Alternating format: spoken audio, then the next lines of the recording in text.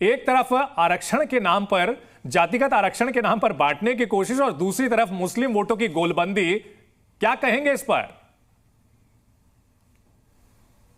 देखिए चंदन जी, एक पुरानी फिल्म आई थी लव के लिए कुछ भी करेगा, तो वोट के लिए कुछ भी करेगा, किसी भी स्तर पर जाएंगे। और उसके लिए जो उनका पुराना फॉर्मूला है, हमेशा जाति और मजहब के समीकरणों को गांठना, उसी का प्रयास करेंगे।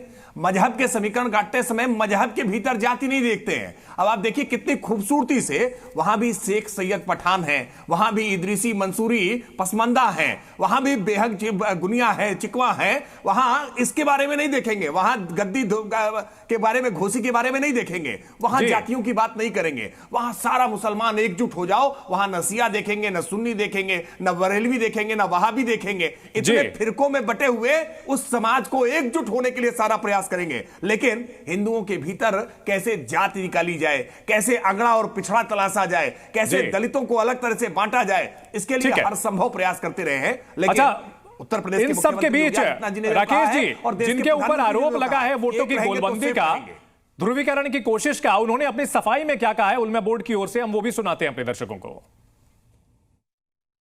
कांग्रेस के साथ साथ हमें राष्ट्रवादी कांग्रेस पार्टी शरद पवार की जानिब से भी एक तहरीरी मकतूब इसी तरह का हमें मिला है, जो हमारे जिम्मेदारान की बातचीत हुई थी जयंत पाटिल साहब से और शरद पवार साहब से।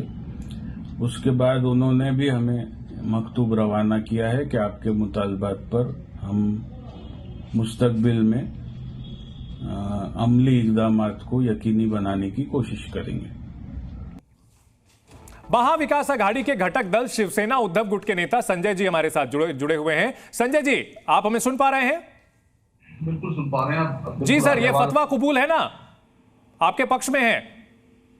देखिए, फतवा और चिट्ठी कोई कुछ भी लिख सकता है और किसी भी बात को कह सकता है, मगर इसका मतलब ये तो नहीं कि उनकी सभी बातें मान ली है या मानेंगे या क्या करेंगे। अभी इस पर किसी भी तरह का कोई भी बयान नहीं दिया गया है। और ये उलेमाओं को या इनके एनजीओ के फतवों को हमने कितना माना है, कौन सा एक बयान दिखाइए। अच्छा, बता दीजिए कौन कौन सा माना है, कौन कौन सा नहीं माना है। नहीं, बीजेपी के बताएंगे ना कि हमने कौन सा मान लिया। और शरद पवार जी, वो तो कहा जा रहा है उलमा जी की तरफ से सैलरी को 6,000 से 18,000 रुपए करेंगे। मतलब ये करें तो रासलीला, अगर कोई दूसरा चिट्ठी भी लिख दे तो करेक्टर ढीला। मतलब किस तरह की सोच है ये? क्या मतलब अभी तो किसी ने चिट्ठी लिखी है और चिट्ठी लिखने के बाद अपनी बात को रखा है, बात को रखने के बाद कोई भी किसी भी किस्म की बात रख सकता है। मतलब स्वीकार किया है कि नहीं किया, ये तो बता दीजिए ना सर। महाविकास आघाड़ी ने उस लेटर को स्वीकार किया है कि नहीं किया है? देखिए, अभी किसी भी तरह की कोई भी प्रतिक्रिया नहीं दी गई है। आरक्षण नहीं देंगे, प्रतिक्रिया, आरएसएस पर बैन की बात को स्वीकार नहीं किया गया है। सर, आरएसएस तो बीजेपी के लोग बताए, बीजेपी के जेपी नड्डा जी कहते हैं कि आरएसएस की आज हमें जरूरत नहीं है।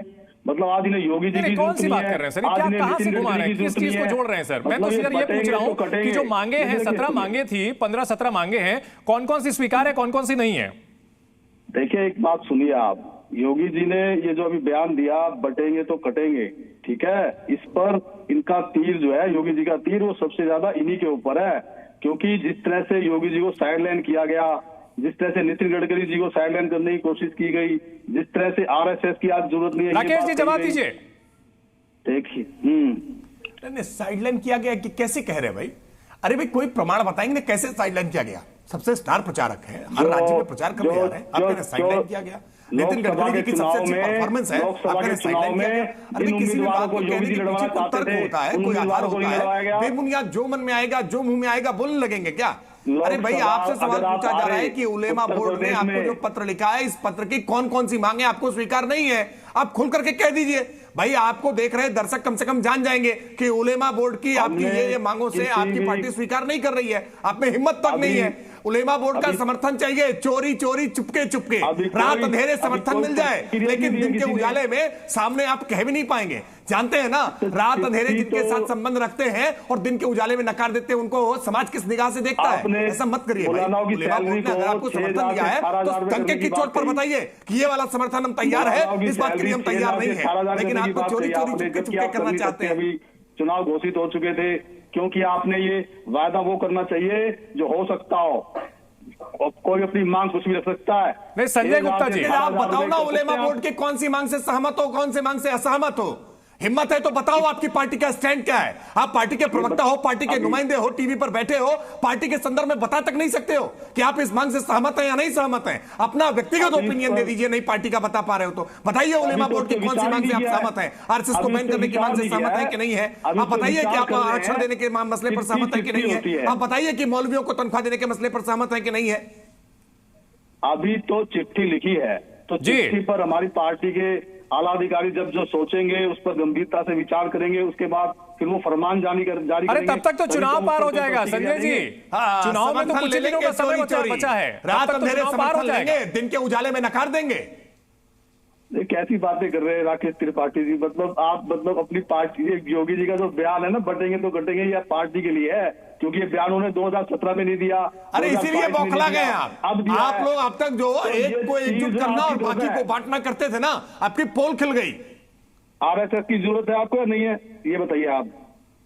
जेपी नड्डा जी ने कहा हमें आरएसएस की, हमें हर राष्ट्रवादी संगठन की आवश्यकता है, हर राष्ट्रीय विचार के संवाहकों की आवश्यकता है। आप अपने विचार बदल लो, आप भी हमारे साथ आ जाओ। आप भी भारत के कल्याण के लिए काम करो, भारत माता को मजबूत करने के लिए काम करो, आप भी हमारे साथ आ जाओ। और योगी जी को प्रधानमंत्री कब डिक्लेयर करेंगे आप? संजय गुप्ता जी, कोई भी मुद्दे को मिक्स करने की कोशिश मत करें। अमितोष पारिक जी, ठीक करना पड़ेगा। अमितोष पारिक जी, महाराष्ट्र में 11% मुस्लिम हैं, उनको क्या गोलबंद करने की ये पूरी कोशिश एक स्ट्रैटेजी नजर आती है? हैरान पूर्वक बात है कि जो खुद का घर ही नहीं बचा पाए और जिनके घर शीशे के होते हुए दूसरों के घर पे पत्थर फेंकने का प्रयास करते हैं। आप देखिए कि जिस तरह से अभी हमारे साथी प्रवक्ता बोल रहे थे कि बटेंगे तो कटेंगे और महाराष्ट्र के अंदर में फतवा जारी हुआ, मैं तय करेंगे, हम ये होंगे। ये वो लोग हैं जो मौलानाओं के चरणों में जाके गिर गए। ये वो लोग हैं जिन्होंने इस देश के लिए अपनी विचारधारा को बेच दिया। ये वो लोग हैं जो एक सत्ता के नशे में इतने चूर हो गए कि इन्होंने उस चिट्ठी को, एनसीपी जब लेटर लिखकर रिप्लाई करती है तो मानने पे मजबूर और विवश हो जाते हैं। ये वो लोग हैं जो औरंगजेब को अपना भाई मानते हैं। ये वो लोग हैं जो जनाब उद्धव ठाकरे कहलाते हैं। क्यों? क्योंकि इस देश में जो जमीन हड़पी जा रही थी वक्फ के नाम पर, उसमें जनाब उद्धव ठाकरे खड़े हो जाते हैं और बोलते हैं कि हम एक भी इंच जमीन की जाने नहीं देंगे। ये वो महाराष्ट्र के लोग हैं जिनके इतिहास से कट गए, अपने इतिहास, संस्कृति, सभ्यता से कट के, विचारधारा से बट के।